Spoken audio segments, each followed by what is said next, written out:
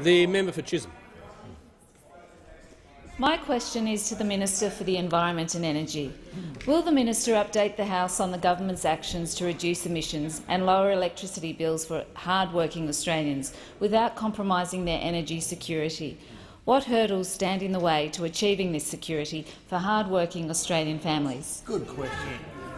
The member for Bartons Warren, the Minister for the Environment and Energy, has the call. Thank you, Mr Speaker. And I thank the member for Chisholm for her question and acknowledge her deep concern for the rising electricity bills for more than 10,000 small businesses in our electorate and some constituents who are paying up to $135 more for electricity next year as a result of the announced closure of Hazelwood. Now, Mr Speaker, we on this side of the House recognise that energy efficiency is one way to drive down electricity prices. In fact, we have a National Energy Productivity Plan to get a 40% boost by 2030, and you can reduce pressure on the grid, creating more stability. If you can reduce consumption, you can lower costs, and if you can reduce consumption, you can also lower emissions. And one of the ways we're doing that is through new standards for buildings. And I announced the Commercial Disclosures Program, which could lead to a $50 million energy saving. We've also got new standards around appliances. For example, a state-of-the-art air conditioner sold in Australia in 2003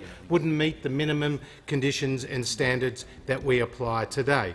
And of course, we've got new lighting standards as well, which could save a household up to $2,400 over the next 10 years. Now, Mr Speaker, I'm asked, am I aware of any alternatives? Now, Mr Speaker, we know, Mr Speaker, that the Labor Party have put the cart before the horse in order to protect their left flank. Now, they're not my words. They're the words of a former Labor Environment Minister, Graham Richardson, when he talked about their energy policy. And now, Mr Speaker, the member for Port Adelaide insultingly described 1.7 million people going into the dark in South Australia as a hiccup. I suppose he describes the people in South Australia paying more than 40% for their electricity, 40% more for their electricity prices than the national electricity market average as a mere headache. Well, I can tell you this issue and Labor's policies are creating heartburn in your heartland, Mr Speaker. Heartburn in your heartland. Now, you have a 50% renewable energy target. You have an emissions intensity scheme.